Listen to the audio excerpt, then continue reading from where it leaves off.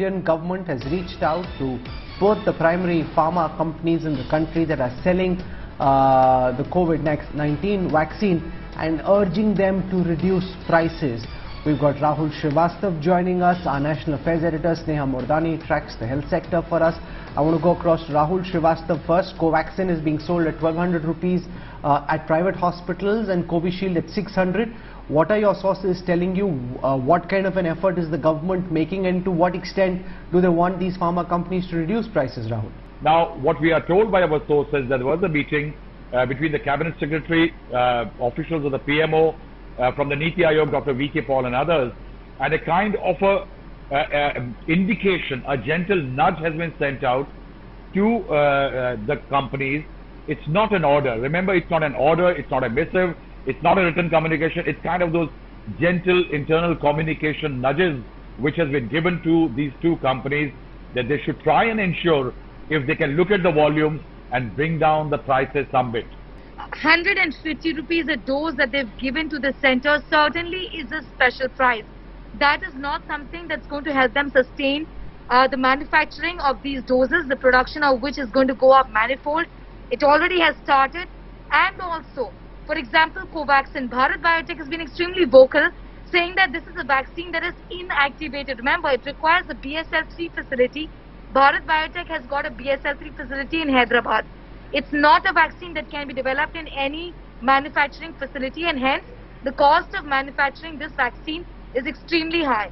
Pharmaceutical companies are of the opinion that right now they have to think long term, and this is something that has been communicated in that meeting that was held today, that we have to think about the fact that the virus is mutating. There is fair amount of tweaking that we have to do when it comes to innovation, and for this reason we have to have finances.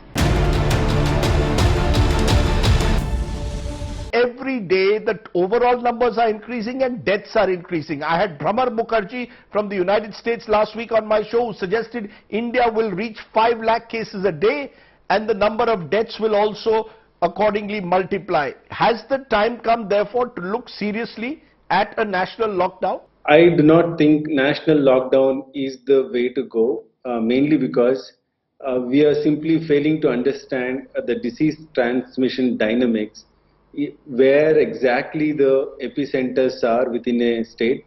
Just to give an example, if you take Karnataka state, Bangalore is the only place where maximum number of cases are there. So extending the lockdown for the entire state may not be justified when you know where the epicenter is. We are failing to identify these epicenters. Rajdeep, to add to what Giridhar said, I think the most important thing that we need to acknowledge is that lockdown is a way by which we prepare, and lockdown itself needs preparation. A lot of the planning around this has to be looking at how do we accommodate beds, ventilators and oxygen, and that's what the city is grappling with today.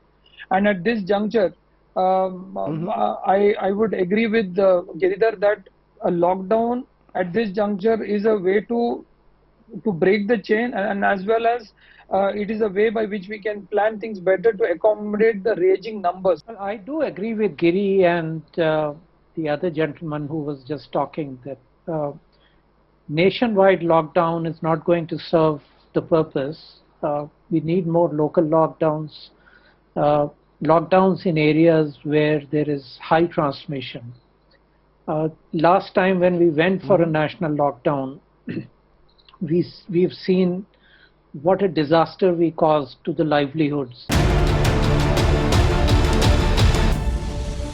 Seema Surohi, mid-April, the whole world could see the surge in India. Russia and France offered help immediately. So did Germany, Saudi Arabia and the UAE. What do you make of the timing of the US offer to help, ma'am?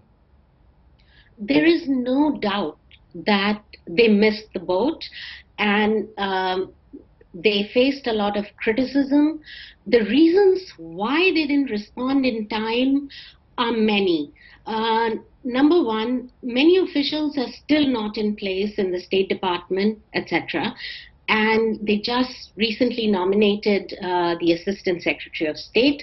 Then secondly, somehow they are so bogged down with their domestic agenda, they were not focused. But these excuses are not good enough, let's say, because in the age of social media, you know what's happening. The story is at least 10 days old that cases are rising, infections are rising. Yes.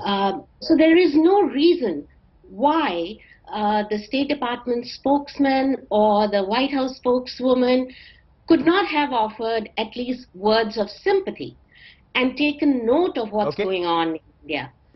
The United States has faltered. There have been all these series of missteps, by a long stretch, because, we can speak about the last 1 week when the cases have been rising. But the matter was really taken up with the US State Department, with the Deputy Secretary of State, Wendy Sherman, by our ambassador in the United States, Taranjeet Sandhu. This was immediately after 5th of February when this Defense Production Act was invoked by President Biden. You would also recall, Gaurav, that when the Quad Summit took place on the 12th of March, then Harshvardhan Shringla, the Foreign Secretary, was asked about this issue, and he said that the matter is under discussion with the US State Department. I know that the External Affairs Minister Jaishankar took it up with Antony Blinken when they spoke a few days ago. So I think the issue has been on the table with the United States for the last more than 2 months.